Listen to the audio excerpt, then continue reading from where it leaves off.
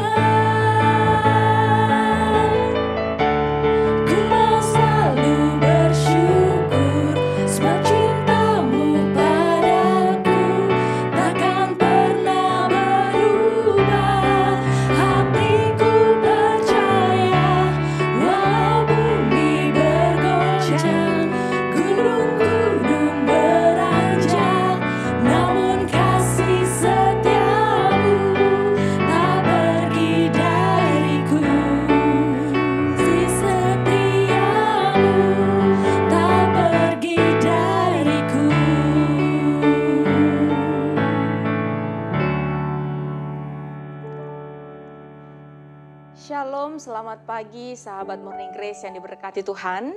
Pada pagi hari ini kita bersyukur atas segala karunia, penyertaan, berkat, rahmat yang Tuhan telah berikan bagi kita dari hari-hari kemarin dan terlebih hingga pada saat ini.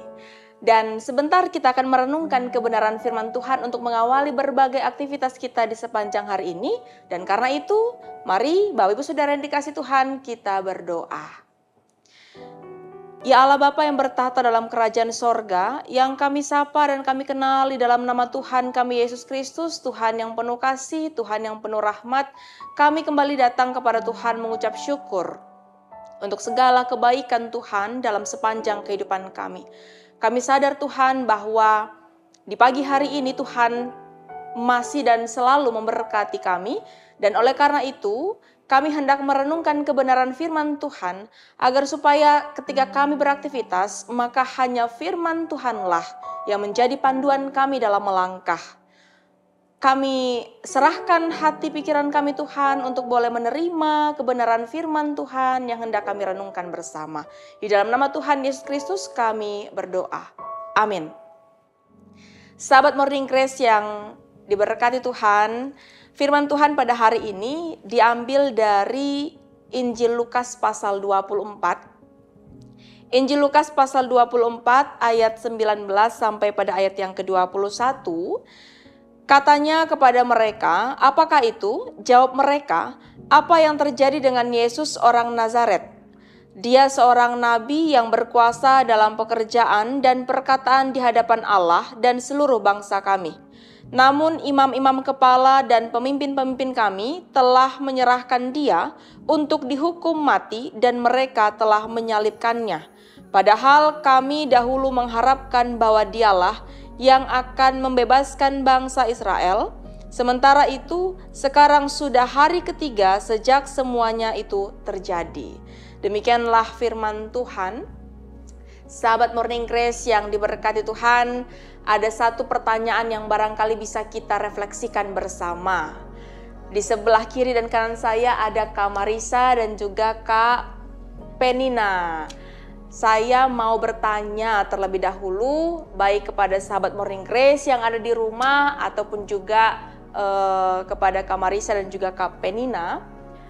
Ketika Kak Marisa ataupun Kak Penina punya satu harapan, ya, punya satu harapan, lalu sudah didoakan, sudah digumuli, Dan suatu waktu ternyata yang terjadi adalah di luar harapan itu. Ya, jadi ternyata kita menghadapi satu peristiwa yang tidak sesuai dengan apa yang kita harapkan. Kira-kira bagaimana perasaan dulu ya, perasaan Kak Marisa, lalu sikap Kak Marisa dalam peristiwa itu? Mungkin respon pertama manusiawi kita pasti kecewa. Kita pasti bertanya, kayak kenapa Tuhan? Padahal mungkin kita sudah berdoa, kita sudah mengupayakan apapun gitu. Tapi kembali lagi karena saya percaya sesuatu yang kita doakan dan Tuhan pasti mendengar. Dan Tuhan pasti punya rencana yang lebih indah daripada rencana kita. Jadi saya selama ini merasakan setelah kekecewaan itu ternyata gak begitu lama saya nyadarin kalau oh ternyata maksud Tuhan yang lain. Tujuan saya tercapai dengan cara yang lain, dan di situ kadang itu menjadi apa ya, pertimbangan saya. Kadang ketika saya kecewa terus saya berdoa gitu, terus berapa hari saya nyadarin oh iya ya, dulu aja Tuhan tolong, pasti besok juga Tuhan tolong, Tuhan pasti punya rencana lain. Dan setelah saya ikhlas terima segalanya, ternyata pintu-pintu terbuka. Jadi awal pertama kali manusiawi untuk menolak, tapi setelah kita menerima, berdoa, ternyata Tuhan bukakan jalan sih. Biasanya kayak gitu kalau saya. Berarti ada proses ya, proses dari penolakan menjadi penerimaan begitu ya. Oke, kalau Kak Penina bagaimana? Kalau saya sama seperti tadi Kak Marisa, yang pertama adalah pasti perasaan sebagai manusia adalah kecewa. Setelah kecewa pasti ya diam di kamar, menangis seperti itu. Rasanya kenapa kok saya sudah berusaha memikirkan seperti ini, kok tiba-tiba Tuhan kasih jawabannya yang lain.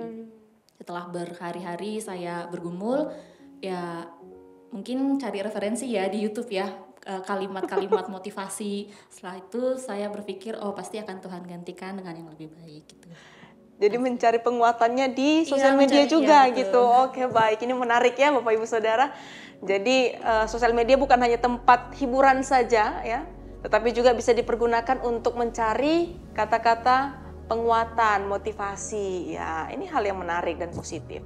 Ya, sahabat Morning Grace yang diberkati Tuhan, Kak Marisa beserta juga Kak Penina, yang mau saya katakan begini, ketika manusia punya satu harapan, punya satu keinginan, lalu kemudian apa yang dia harapkan, apa yang dia inginkan tidak terwujud, atau mungkin peristiwa yang ia alami jauh dari apa yang dia harapkan, jauh dari apa yang dia inginkan, maka perasaan manusia pertama kali itu cenderung kecewa, gitu ya, cenderung kecewa, mungkin ada yang sampai marah, begitu, kecewa, marah, tidak terima, ya, bahkan mungkin melihat hidupnya sudah gagal, ya, hidupnya sudah tidak berarti, hidupnya seperti putus asa.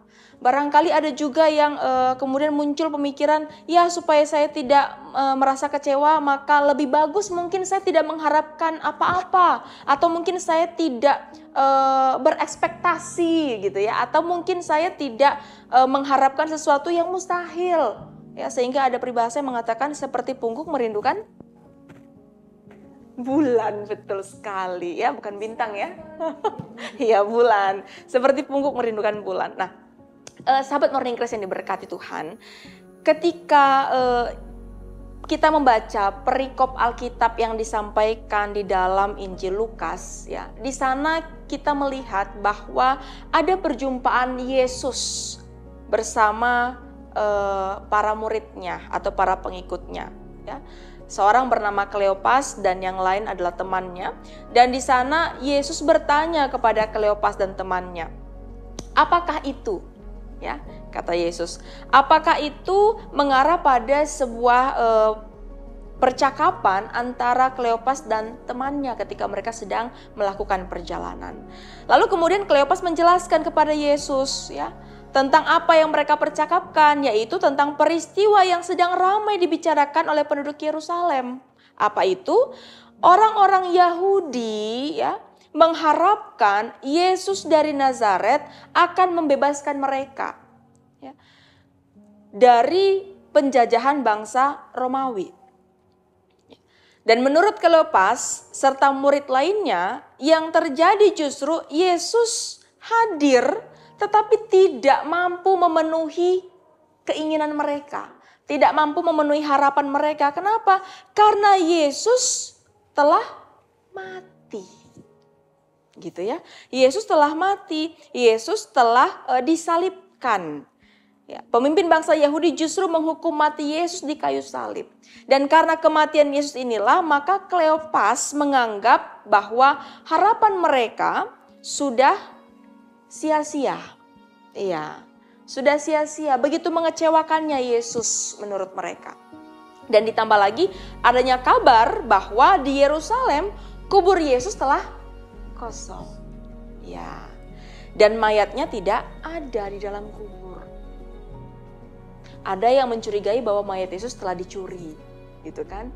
Dan mereka kemudian menjadi semakin hilang harapan. Nah, orang-orang Yahudi sangat kecewa. Para murid juga terlebih sangat kecewa atas kematian Yesus. Karena mereka melihat bahwa Yesus tidak dapat memenuhi harapan mereka, memenuhi keinginan mereka. Dan hal ini kenapa bisa terjadi? Karena para murid, orang-orang Yahudi tidak mampu memahami dengan benar makna hadirnya Yesus dan makna kematiannya. Ya. Mereka tidak mampu memahami tentang maksud dan tujuan Yesus datang ke dunia. Karena maksud dan tujuan Yesus datang ke dunia itu bukan hanya semata-mata untuk memberikan pembebasan bagi mereka yang tertindas atau yang tertawan.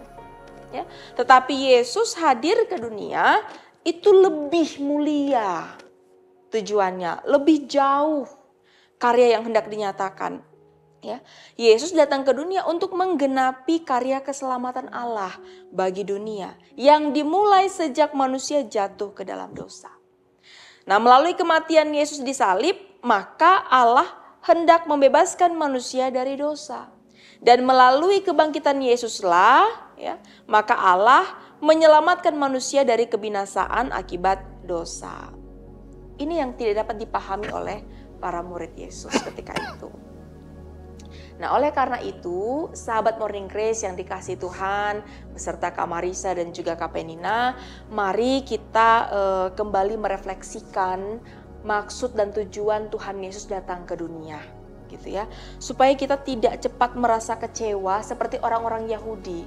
Ya, ketika kita mengharapkan sesuatu ternyata yang terjadi tidak sesuai dengan harapan kita, maka bagaimana sikap kita yang semestinya? Sikap kita adalah tetap percaya, tetap berharap.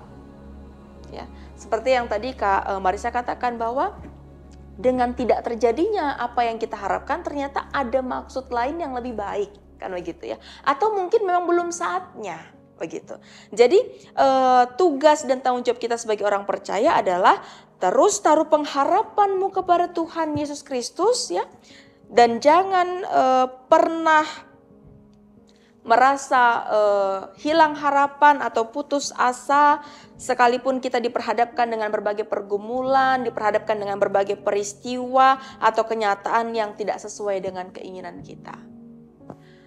Tetap percaya bahwa Tuhan selalu memberi dan mendatangkan kebaikan.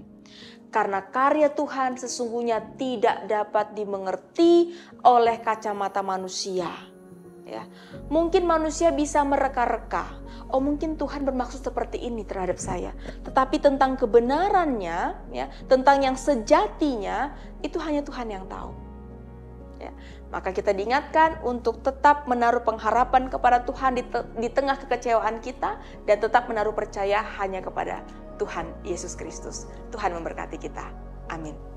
Mari sahabat Morning Grace yang diberkati Tuhan, kita kembali berdoa. Kami bersyukur ya Tuhan untuk firman yang boleh menyapa kami di pagi hari ini. Dengan begitu ajaib kami boleh kembali dikuatkan, kami boleh kembali diingatkan bahwa hidup kami adalah hidup orang-orang beriman, hidup orang-orang percaya yang sudah sepatutnya kami terus dan senantiasa menaruh pengharapan hanya kepada Tuhan. Di tengah berbagai peristiwa yang kami hadapi, maka biarlah kebangkitan Kristus menjadi sumber kebahagiaan kami, menjadi sumber kekuatan kami untuk menghadapi hari-hari depan, untuk menghadapi segala peristiwa yang barangkali tidak kami harapkan. Tetapi kami boleh percaya bahwa ada rancangan terbaik dari Tuhan untuk kami. Inilah kami Tuhan yang menyerahkan kehidupan kami masing-masing hanya ke dalam tangan kasih-Mu.